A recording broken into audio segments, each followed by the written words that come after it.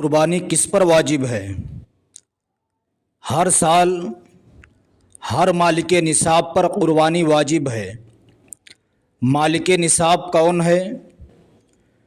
جس کے پاس 52.5 تولہ چاندی یا اتنا روپیہ ہو یا مال تجارت کہ جس کے ذریعے سے وہ شخص 52.5 تولہ چاندی خرید لے، اس پر قربانی واجب ہے۔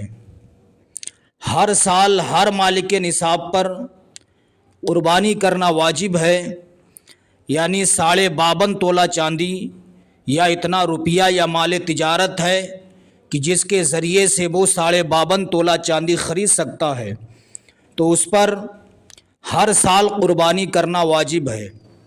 حضرات، قربانی ہے کیا؟ حضرت ابراہیم علیہ الصلاۃ والتسلیم کو دیکھیے، ایک رات سو رہے ہیں، خواب میں دیکھتے ہیں کہ اللہ رب العزت کا فرمان ہے، اے میرے خلیل، اپنے بیٹے کو میری راہ میں قربان کرو۔ صبح نمودار ہوئی، اللہ کے پیغمبر حضرت ابراہیم علیہ الصلاۃ والتسلیم نے 100 اونٹ اللہ کی خوشنودی کے لیے ذبح کیے۔ پھر رات میں سوئے، پھر وہی خواب دیکھتے ہیں کہ اے میرے خلیل، اپنے بیٹے کی قربانی میری بارگاہ میں پیش کرو۔ پھر صبح بیدار ہوئے، 200 اونٹوں کی قربانی پیش کی۔ جب تیسری رات سوئے، پھر وہی خواب کہ اے میرے خلیل ابراہیم، اپنے بیٹے کو میری راہ میں قربان کرو۔ اس لیے کہ نبی کا خواب شیطانی نہیں ہوتا ہے، بلکہ نبی کا خواب رحمانی ہوتا ہے۔ 3 دن مسلسل خواب دیکھتے رہے۔ پہلا دیکھا، صبح نمودار ہوئی، 100 اونٹوں کو ذبح کیا۔ دوسری رات دیکھا، پھر 200 اونٹوں کو ذبح کیا۔ جب تیسری رات خواب دیکھتے ہیں، آپ سمجھ جاتے ہیں کہ پروردگار عالم مجھ سے میرے بیٹے کی قربانی مانگ رہا ہے۔ ابراہیم علیہ السلام جب تیسری رات خواب دیکھتے ہیں، صبح نمودار ہوئی، اپنی بیوی سے کہتے ہیں، اے میری شریک حیات حضرت ہاجرہ رضی اللہ تعالی عنہا سے کہتے ہیں، اے ہاجرہ، میں اور میرا بیٹا ایک دعوت میں جا رہا ہوں، لہٰذا تم میرے بیٹے کو نہلا دھلا کر تیار کر دو۔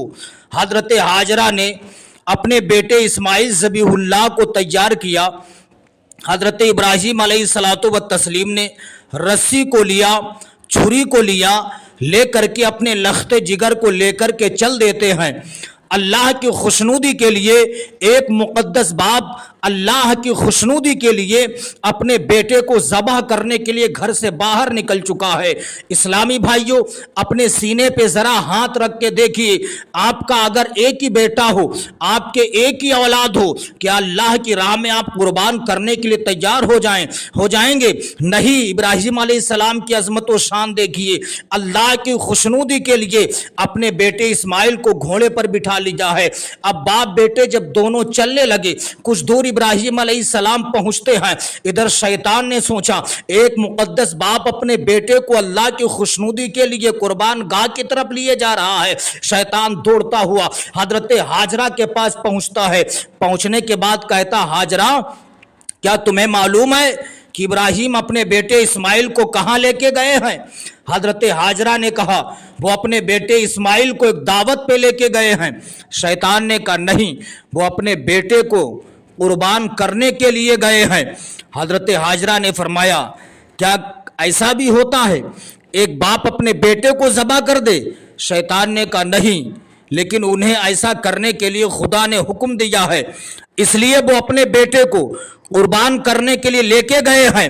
حضرت ہاجرہ رضی اللہ تعالی عنہا نے ارشاد فرمایا، اگر پروردگار عالم میرے بیٹے اسماعیل کی قربانی قبول کر لے تو میں تو یہی کہوں گی کہ ایک جان کیا ہے، اگر اللہ رب العزت اس جیسے 1000 اسماعیل بھی عطا کر دے تو میں اللہ کی خوشنودی کے لیے اپنے ہاتھوں سے اللہ کی راہ میں اپنے بیٹوں کو قربان کرتی چلی جاؤں گی۔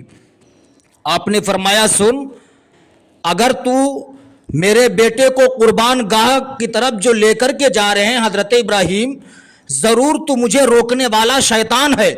آپ نے لا حول ولا قوت الا باللہ العلی العظیم پڑھا، شیطان بھاگ گیا۔ اب شیطان نے سوچا اب کیا جائے، دوڑتا ہوا حضرت اسماعیل ذبیح اللہ کے پاس جاتا ہے۔ جانے کے بعد کہتا ہے اسماعیل کیا تمہیں پتا ہے تمہارے باپ تمہیں کہاں لے کے جا رہے ہیں؟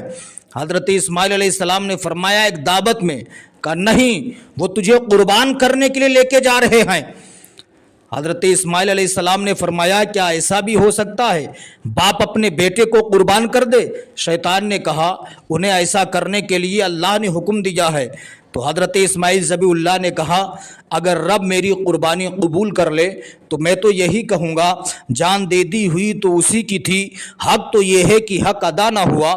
حضرت اسماعیل ذبیح اللہ نے فرمایا تو اس نیک کام سے ورگلانے والا مجھے تو ضرور شیطان ہے۔ لا حول ولا قوت الا باللہ العلی العظیم پڑھا، شیطان بھاگ گیا۔ اب سوچتا ہے حضرت ہاجرہ پر وار کیا لیکن کامیاب نہ ہو سکا، اسماعیل ذبیح اللہ پر اپنا حربہ استعمال کیا، کامیاب نہ ہو سکا۔ حضرت ابراہیم علیہ السلام کے پاس پہنچنے کے بعد کہتا ہے ابراہیم محض ایک خواب دیکھ کر اپنے بیٹے اسماعیل کو قربان کرنے کے لیے تیار ہو؟ خواب کیا صحیح بھی ہو سکتے ہیں؟ حضرت ابراہیم علیہ السلام نے کنکریاں لی، شیطان کو مارا، شیطان بھاگ جاتا ہے۔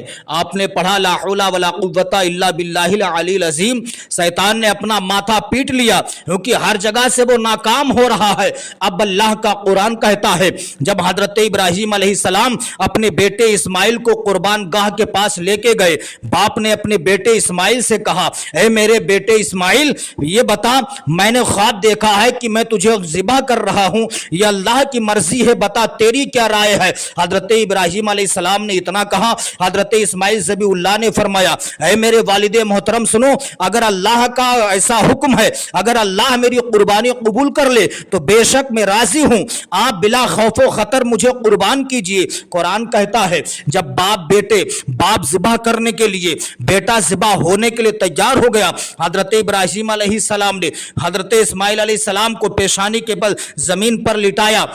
حضرت اسماعیل علیہ السلام نے کہا تھا اے میرے والد محترم اپنی آنکھوں پہ پٹی باندھ لینا، چھری کو تیز کر لینا، میرا خون آلود کرتا میری والدہ کو دے دینا، اس لیے آنکھوں پہ پٹی باندھ لینا، کہیں ایسا نہ ہو بیٹے کی محبت آپ کے دل میں آ جائے، آپ چھری نہ چلا سکیں، ابو جان میرے ہاتھ پاؤں رسیوں سے باندھ دینا، کہیں میں تڑپوں نہ۔ اللہ اکبر کبیرہ۔ جب باپ قربان کرنے کے لیے، بیٹا قربان ہونے کے لیے تیار ہے، حضرت ابراہیم علیہ السلام نے اپنے بیٹے کو لٹایا، آنکھوں پر پٹی باندھتے ہیں، حضرت ابراہیم علیہ السلام نے چھری کو لیا، اپنے بیٹے اسماعیل علیہ السلام کی گردن پہ رکھا، چھری چلا رہے ہیں لیکن چھری کاٹنے کا نام نہیں لے رہی ہے۔ حضرت ابراہیم علیہ السلام نے اپنی آنکھوں سے پٹی کو کھولا تو کیا دیکھتے ہیں؟ اسماعیل علیہ السلام کے گلے پر چھری نہیں چل رہی ہے۔ حضرت ابراہیم علیہ السلام نے چھری کو پتھر پر مار دیا، پتھر کے دو ٹکڑے ہو جاتے ہیں۔ ابراہیم علیہ السلام نے فرمایا اے چھری یہ بتا میرے بیٹے کا گلا تو ریشم سے بھی زیادہ نازک ہے، تو نے پتھر جیسی سخت چیز کے دو ٹکڑے کر دیے ہیں، میرے بیٹے اسماعیل کا گلا کیوں نہیں کاٹ رہی ہے؟ تو فوراً چھری نے کہا تھا اے ابراہیم سنو، تم کہتے ہو کاٹ لیکن رب فرما رہا ہے چھری مت کاٹ۔